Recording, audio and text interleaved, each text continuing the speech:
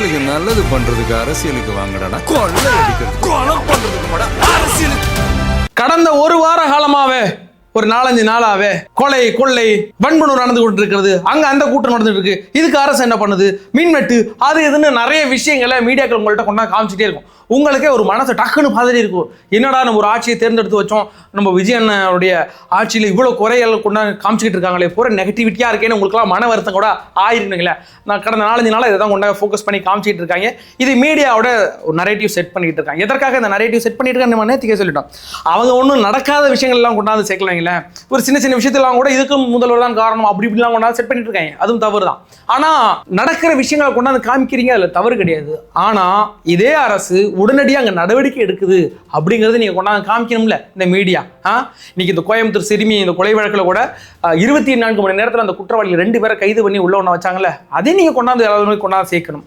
சென்னையில் அரசு மருத்துவமனையில் பிறந்து 9 நாளே ஆன ஒரு குழந்தைய கடத்திட்டு போயிட்டாங்க. 5 மணி நேரத்தில் கண்டுபிடிச்சு கொடுத்துட்டு அவர் தந்தை பேட்டி கொடுக்குறாரு. அவர் ஒரு சந்தோஷமா பேட்டி கொடுக்குறாரு.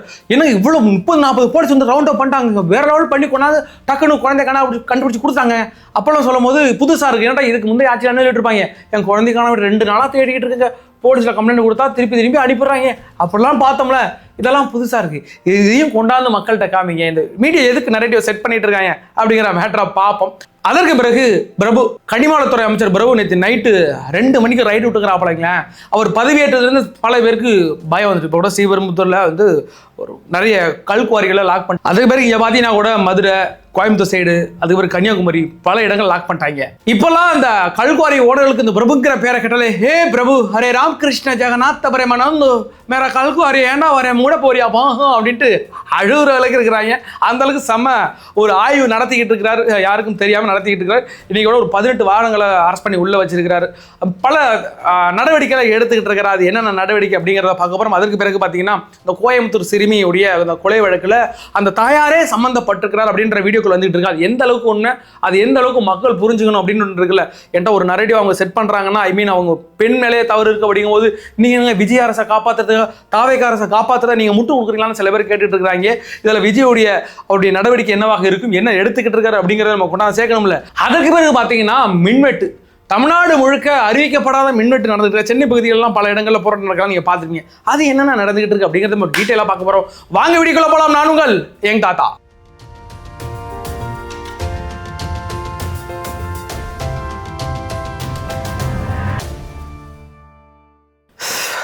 நம்மளோட வீடியோக்களை பாருங்க, நம்ம சேனலை சப்ஸ்கிரைப் பண்ணி வச்சுடுங்க, லைக் பண்ணுங்க, ஷேர் பண்ணுங்க, மறந்துடாம கீழே கமெண்ட் செக்ஷன்ல வந்து கமெண்ட் பண்ணுங்க.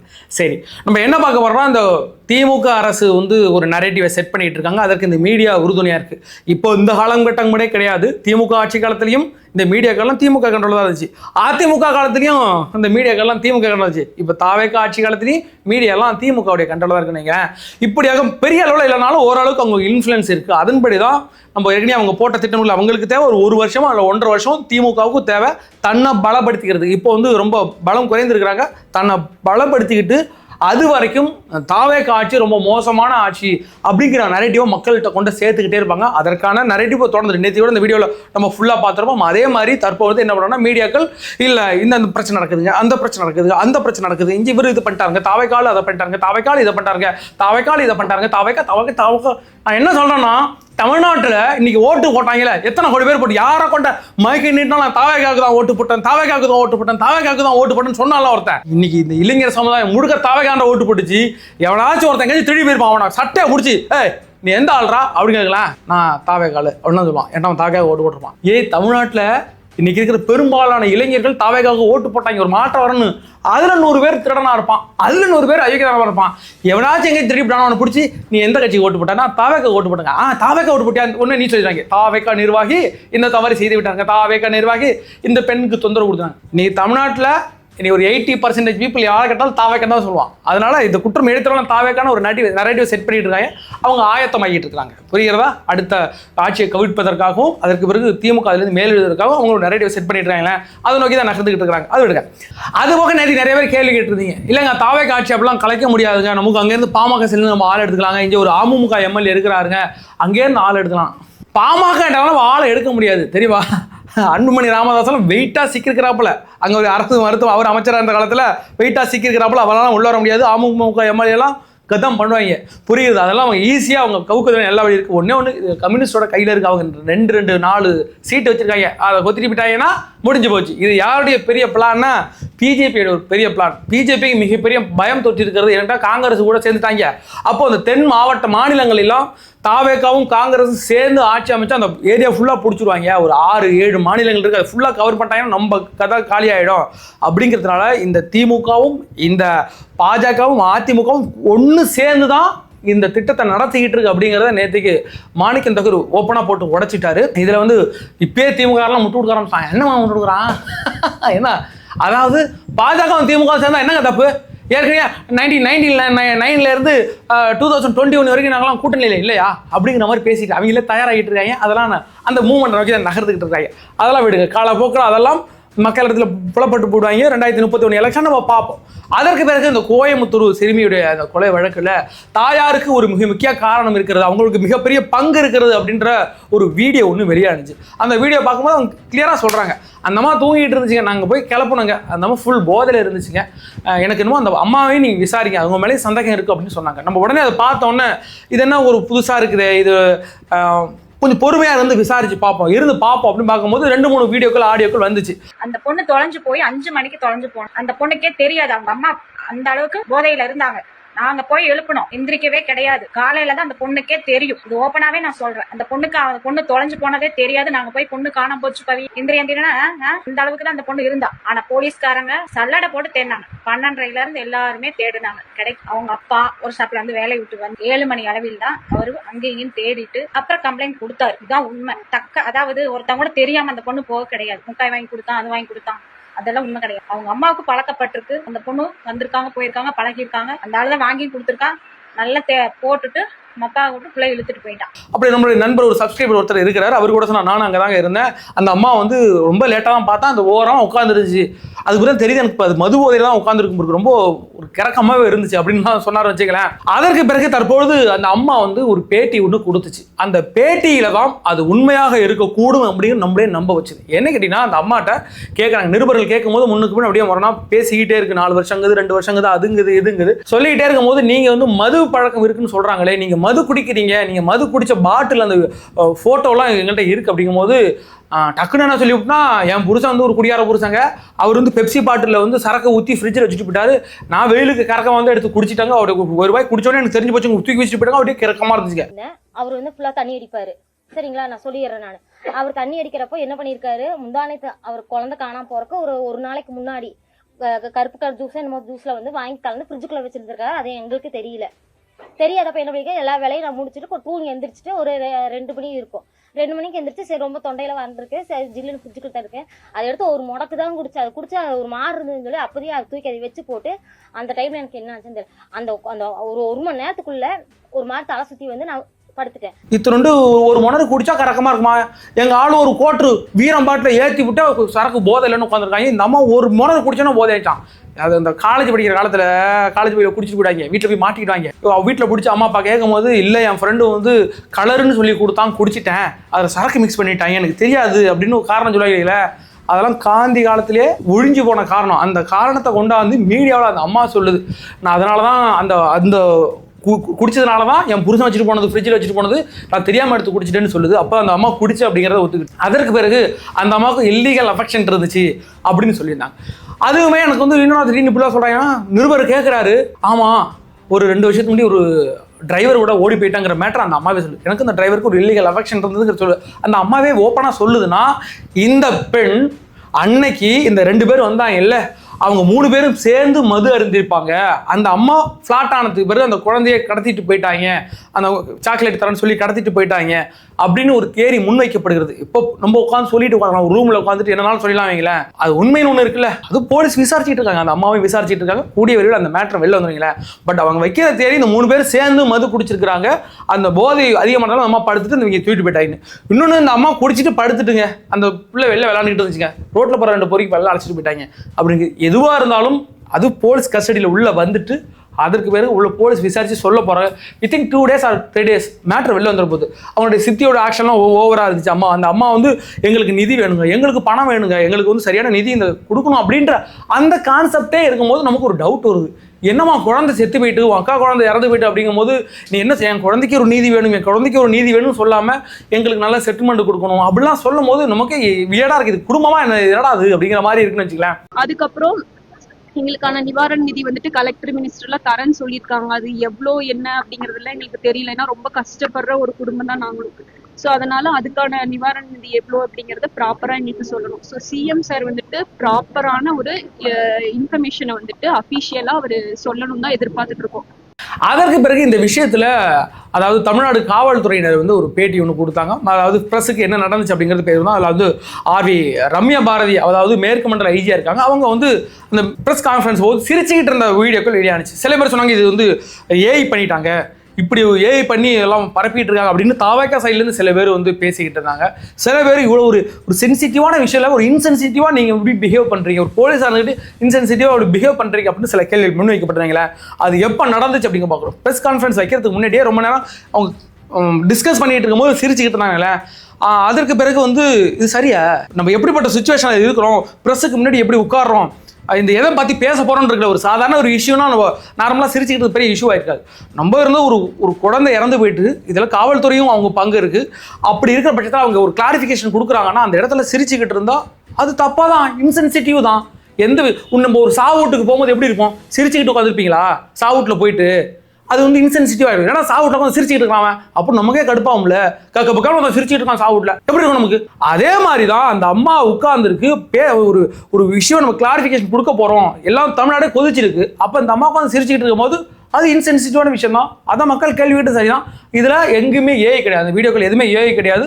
மக்கள் கேட்ட கேள்விகள் அனைத்தும் சரிதான். அதற்கு பிறகு பிரபு அவர்கள், கனிம வளத்துறை அமைச்சர் பிரபு அவர்கள் கடுமையான பல நடவடிக்கைகளை எடுத்துக்கிட்டு வரார். தற்போது ஸ்ரீபெரும்புத்தூர்ல போய் இருந்து ஒரு 2000 அடிக்கு கீழே அனுமதியை மீறி கல்குவாரிகளை வெட்டி எடுத்திருக்காங்க. அதெல்லாம் போயிட்டு லாக் பண்ணிட்டாரு. அதற்கு பிறகு நேற்றுக்கு தென்காசியில் போயிட்டு நைட்டு 2 மணிக்கு 2 to 3 மணி வரைக்கும் அங்கே வந்து பெரிய அளவில் ஆய்வு மேற்கொண்டார். அந்த வாகனங்கள் ஒரு 18 வாகனங்களை வந்து லாக் பண்ணி வச்சிருக்கிறார். பெரிய அளவில் இன்னைக்கு அவருடைய நடவடிக்கைகளை எடுத்துக்கிட்டார். ரொம்ப சூப்பராக இருக்கு. ஏன்னு கேட்டீங்கன்னா தமிழ்நாட்டில் பல வருடங்களாக கனிம வளக்குள்ள அடிச்சு நிமித்துக்கிட்டே இருக்கிறாங்க. ஒரு 3000-4000 குவாரிகள் நேரே யாருடைய கண்ட்ரோல் இருக்குன்னா திமுக கண்ட்ரோல். இதோட இந்த பழனியாண்டின்னு ஒரு எம்எல்ஏ, வெறும் பழனியாண்டி, திமுக எம்எல்ஏ, அந்த பழனியாண்டி அவருடைய கல்குவாரியில நிருபர்களை கொண்டு வச்சு அடிச்சதெல்லாம் நம்ம பார்த்தோம்ல. அதே மாதிரி அங்கே ஒரு இளைஞர் வந்து படுகொலை செய்யப்பட்டு பாடி கிடந்துச்சு. அது என்ன ஆச்சுன்னே தெரியல. அது கொலையா தற்கொலையா என்ன நடந்துச்சு, அந்த பழனியாண்டி கொண்டு இவ்வளோ அராஜகம் பண்ணாரு, அவரை என்ன பண்ணாங்கன்னு எந்த இதுவுமே கிடையாது. அதே மாதிரி பல கல்குவாரிகள் திமுகவோட கண்ட்ரோல்ல இருக்கு. இதெல்லாம் அழித்து ஒழிக்க வேண்டும் என்று பல பேர் போராடிருக்காங்க, பல பேர் உயிரை விட்டுருக்காங்க. ஏற்கனவே நம்ம ஒரு ஜகபர் அலின்ற ஒரு நபர் வந்து இதே மாதிரி கன்னியாகுமரியில் போராடிட்டு இருக்கும்போது லாரி விட்டு ஏற்றி கொண்டாங்க. யாரனாலும் பகச்சிக்க, கல்குவாரிகாரனை பகச்சா உனக்கு சாவு நிச்சயம் அப்படின்னு மைண்ட் செட் பண்ணி நம்மளை வச்சுருக்காங்க. அதனால கேட்கறதுக்கு பயமா இருக்கு. அது எனக்கு தெரிஞ்சு சகாய மையஸ் இருக்கார்ல மதுரை மேலூர்ல, அந்த ஆள் பண்ண சம்பவம் வேற லெவல் சம்பவம். இப்படி பண்ணிட்டு இருக்கும் போது நிறைய கம்ப்ளைண்ட் வந்து லாக் பண்ணி விட்டாப்ல. லாக் பண்ணவொன்னே என்னன்னா அங்கே வந்து நரபலி நடந்திருக்குங்கிற மேட்டரை கண்டுபிடிச்சாப்ல. நரபலி நடந்திருக்குன்னு நேராக போயிட்டு சுடுகாட்டில் போயிட்டு நோண்டுகன்ட்டாப்ல. சுடுகாட்டில் நோண்டும் போது 2 பாடி வந்துச்சு, 2 எலும்பு கூடு வந்துச்சு. சரிங்க நைட் 6 மணி ஆகிட்டுங்க, முடிஞ்சு போச்சு, எல்லாம் போங்க நாளைக்கு வரலாம் அப்படின்ட்டு எல்லாமே மூடிட்டு போயிட்டாங்க. அவர் மட்டும் சொல்லிட்டார், இல்லை இதை நீங்கள் இங்கேயே பண்ணுங்க அப்படின்ட்டாப்ல. அதெல்லாம் பண்ண உடனே போலீஸாக போயிட்டாங்க. ஏன்டா அவரை வந்து நியமிச்சது வந்து சென்னை உயர்நீதிமன்றம் நியமிச்சது. இவர் வந்து அப்போ வந்து ஐஏஎஸ் எல்லாம் கிடையாது. அடுத்த நாள் அங்கனே பாயப்பட்டு தூங்க ஆரம்பிச்சாப்ல. ஒரு கயிற்றுக்கட்டில் போட்டு தூங்கிட்டே இருந்தாப்ல அங்கனே. ஏன்டா அந்த இடத்த விட்டு நகர்ந்தா இதெல்லாம் கலைஞ்சு போய்டும் அப்படின்ட்டு. அது போய் கண்டுபிடிக்கப்பட்டது. அதில் யார் பெரிய ஆள்லாம் நம்மளுடைய அழகிரியுடைய பையன் துரை அழகிரி இருக்காப்புல, அவர் சம்மந்தப்பட்ட அந்த கல்குவாரிகள் தான். அதுக்கு பிறகு போலீஸில் போயிட்டு ஜாமீன் வாங்கிட்டு வந்தாங்க. இதே மாதிரி பல பிரச்சனைகளை தாண்டி அந்த கல்குவாரிகள் சக்ஸஸாக நடந்துக்கிட்டே இருந்துச்சு. திருடி போகும், கேரளா பக்கம் போகும். இன்னைக்கு அதெல்லாம் லாக் செய்யப்பட்டு கொண்டிருக்கிறது அப்படிங்கிறது தமிழ்நாட்டோட கனிம வளங்கள் பாதுகாப்பாக இருக்கும், இனிமே பாதுகாப்பாக இருக்கும்.